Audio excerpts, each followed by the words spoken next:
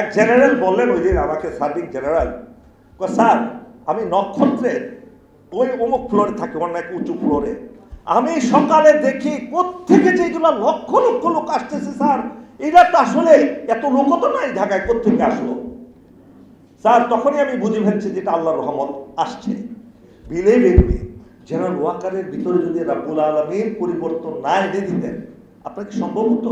এই যে আমি একজন মিডিয়াতে, সোশ্যাল মিডিয়াতে 15 বছর ধরে এই সরকারের বিরুদ্ধে যুদ্ধ করেছি, 2 তারিখে বিদ্রোহ ঘোষণা করেছি, আপনারা হয়তো দেখেছেন। এবং এটি সোশ্যাল মিডিয়া যে বিপ্লবটাকে বাস্তবে পরিণত করেছে, কোনো টিভি না, কোনো পত্রিকা না, সব টিভি ছিল, 34টা টিভি ছিল সরকারের দালাল।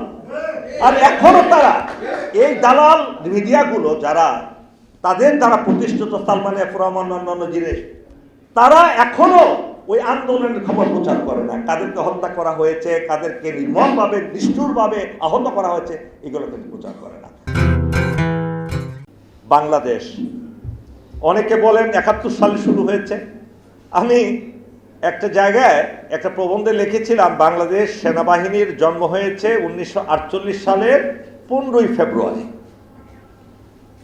চার্টার দল আছে কিছু, চেতনার দল আছে কিছু, তারা বলে না 16ই ডিসেম্বর 1971। তারা বাংলাদেশ সেনাবাহিনীকে স্বীকৃতি দেয় না, যেহেতু তারা যুদ্ধ করেনি। যুদ্ধ করেছে এই কর্নেল অলি আহমদের মতো লোকেরা, যারা এই দেশে আপামর জনসাধারণের নেতৃত্ব দিয়েছেন, প্রশিক্ষণ দিয়েছেন, ছাত্রছাত্রী, যুবক, বৃদ্ধ, আবাল বনিতা সবাইকে।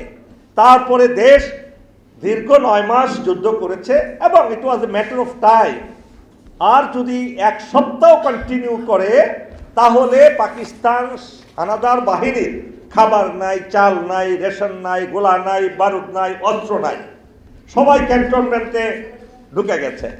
পাকিস্তান থেকে সাপ্লাই বন্ধ।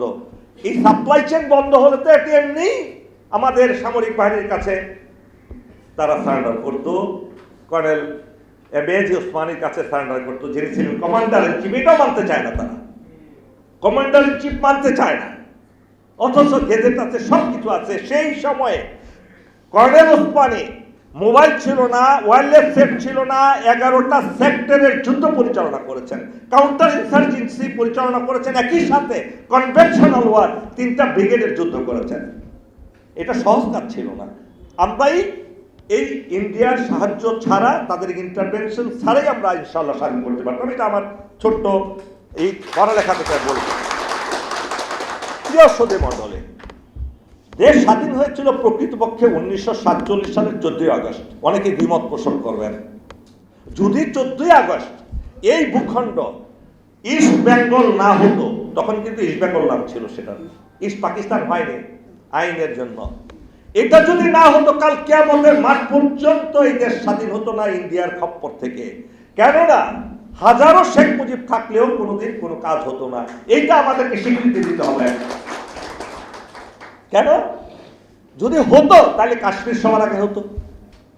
কাশ্মীর তো আজকে 80 বছর ধরে যুদ্ধ করে স্বাধীন হতে পারেনি। আর আমরা তাদের পেটের ভিতর থেকে, আমাদের আর্মি ছিল না, নেভি ছিল না, এয়ারফোর্স ছিল না, পুলিশ ছিল না, প্রশাসন ছিল না, স্বাধীন হয়ে গেছি। সেটাকে ভুলে গেলে চলবে না। প্রত্যেককে মনে রাখতে হবে আমাদের সূচনার জন্ম কোথায়। যদি আপনি মনে করেন 16ই ডিসেম্বরে আপনার জন্ম, তাহলে শেখ মুজিবের জন্ম হয় নাই, তারপরে অন্যান্য যোদ্ধাদের জন্ম হয় নাই এর আগে। এই যে হিংসা থেকে আমাদের বের হতে হবে। হবে। এখন আমি 2-একটা কথা বলে যাচ্ছি এই সেমিনারের নতুন বাংলাদেশ।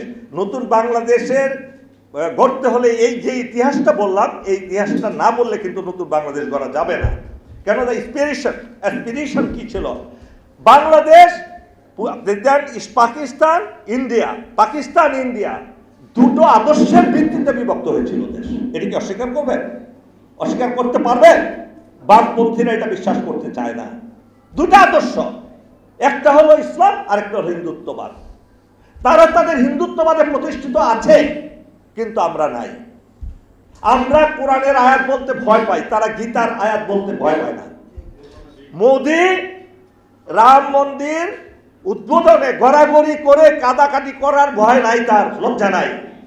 মোদি বাংলাদেশ ভিজিটে আসবে 3 মাস আগে বলে দিচ্ছে আমি 2টা মন্দিরে আমি আর ইবাদত করব, আমার প্রার্থনা করব। লজ্জা পেয়েছে? পাইনি। কিন্তু আমরা লজ্জা পাই। আমার দাঁড়িয়ে আছে, আপনি বলবেন রাজাকার, আমি টুপি পরি, আপনি আপনাকে একটা মৌলবাদী বলবেন, এইটা থেকে বের হয়ে আসবে। প্রিয় সুধী মণ্ডলী, এখন বিপ্লব, এই যে বিপ্লবটা হলো, এই শব্দ নিয়ে মত পার্থক্য আমাদের। কেউ বলি অভ্যুত্থান, কেউ বলতে দেন না, এক একজনে এক একটা ভাষা বলবে, অসুবিধা তো নাই। লাউ মানে কদু, কদু মানে লাউ। বিপ্লব বলেন আর অভ্যুত্থান বলেন, একটা জিনিস হয়েছে। এই আজাদে আবাবিল পাখি যদি না আসতো, আল্লাহ যদি না পাঠাতেন। এক জেনারেল বললেন ওই দিন আমাকে, সার্ভিং জেনারেল, স্যার আমি নক্ষত্রের ওই অমুক ফ্লোরে থাকি, অনেক উঁচু ফ্লোরে, আমি সকালে দেখি কোত্থেকে যেগুলো লক্ষ লক্ষ লোক আসতেছে স্যার, এটা তো আসলে এত লোক তো নাই ঢাকায়, কোত্থেকে আসলো স্যার? তখনই আমি বুঝে ফেলছি যেটা আল্লাহর রহমত আসছে। বিলে বেরবে জেনারেল ওয়াকারের ভিতরে যদি রাব্বুল আলামিন পরিবর্তন না এনে দিতেন, আপনার কি সম্ভব হতো? এই যে আমি একজন মিডিয়াতে, সোশ্যাল মিডিয়াতে 15 বছর ধরে এই সরকারের বিরুদ্ধে যুদ্ধ করেছি, 2 তারিখে বিদ্রোহ ঘোষণা করেছি, আপনারা হয়তো দেখেছেন। এবং এটি সোশ্যাল মিডিয়া যে বিপ্লবটাকে বাস্তবে পরিণত করেছে। কোনো টিভি না, কোনো পত্রিকা না, সব টিভি ছিল, 34টা টিভি ছিল সরকারের দালাল। আর এখনো তারা এই দালাল মিডিয়াগুলো যারা তাদের দ্বারা প্রতিষ্ঠিত, সালমান এফ রহমান অন্যান্য জিনিস, তারা এখনো ওই আন্দোলনের খবর প্রচার করে না। কাদেরকে হত্যা করা হয়েছে, কাদেরকে নির্মমভাবে নিষ্ঠুরভাবে আহত করা হয়েছে, এগুলো কিন্তু প্রচার করে না। যাই হোক, এখন শেষ কথা হলো, 93% লোকের সেন্টিমেন্টকে নিয়ে রাজনীতি করতে হবে দেশে। আপনিও 1% 2%কে গুরুত্ব দিবেন, 93%কে দিবেন না, ব্যর্থ হবেন, বারবার ব্যর্থ হবেন। যত সরকারি গঠন করেন, এই দেশে 93% মুসলমান, তাদের সেন্টিমেন্টকে গুরুত্ব দিতে হবে। 1। 2 নম্বর হলো, বাংলাদেশের মূল জঞ্জাল হলো এই সেক্রেটারিয়েট, এই যেখানে আমলা। কর্নেল ডক্টর ওলি আহমেদ মন্ত্রী ছিলেন, কিংবা আবার হবেন আল্লাহ বাঁচাইলে, আল্লাহ যদি কপালে রাখে। উনি কিন্তু দেশ চালান না, দেশ চালায় তার সেক্রেটারিরা। এইগুলা বিসিএস পাস করার পরে যে 5 আইলেট শু করে, কোন শুটেড বুটেড হয়, এরা মরতে গেলেও এটা মরতে চায়।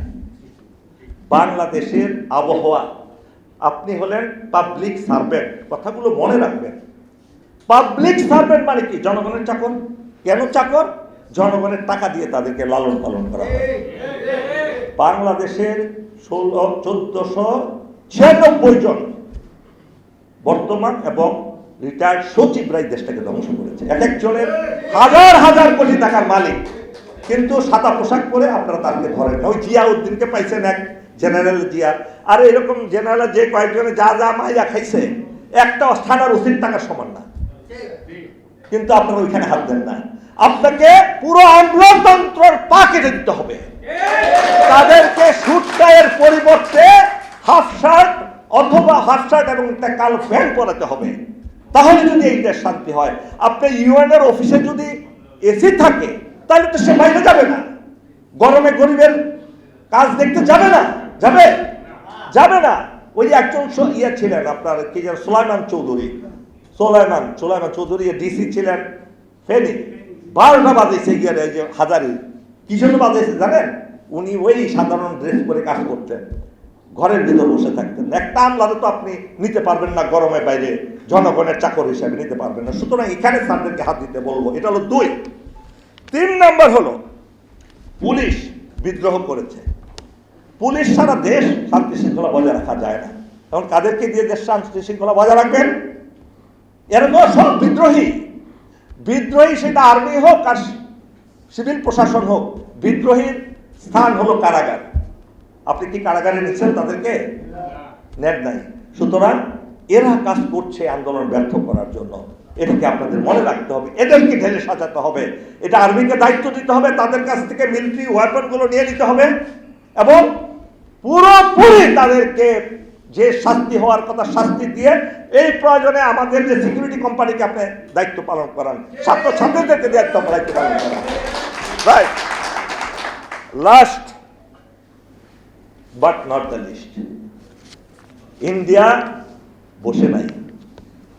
ইন্ডিয়ার প্রতিনিধি গত পরশুদিন বলেছেন শেখ হাসিনা এদেশে আছে, থাকবে, এবং ব্র্যাকেটের মধ্যে হলো এখান থেকেই আমরা ষড়যন্ত্র করব। তারা প্রতিটি সেকেন্ডে, প্রতিটি মুহূর্তে এই বাংলাদেশের বিরুদ্ধে ষড়যন্ত্র করছে। এটাকে খেলা হিসাবে নেবেন না, হেলাফেলা করবেন না। এখন ভারতের মোরাল তাদের পার্লামেন্ট ভবনে উদ্বোধন করেছে 40 জন সাধুকে দিয়ে, খেলা ফেলায় নয়। এটা দে মিনিট। গোবিন্দচন্দ্র প্রামাণিক প্রকাশ্যে বলেছে Bangladesh is the part of India, খেলায় ফেলায় না। সুতরাং এই দেশকে, এই গণতন্ত্রের, সত্যিকারের গণতন্ত্রময় দেশকে টিকিয়ে রাখতে হলে একটা কাজই যথেষ্ট। আমরা ডক্টর ইউনূসকে ফেলে দিতে পারবো না। আমার অনুজ ব্রিগেডিয়ার বলেছেন এই ডক্টর ইউনূসকে শক্তিশালী এবং তার কাছ থেকে কাজ আদায় করার জন্য একটা পন্থাই যথেষ্ট।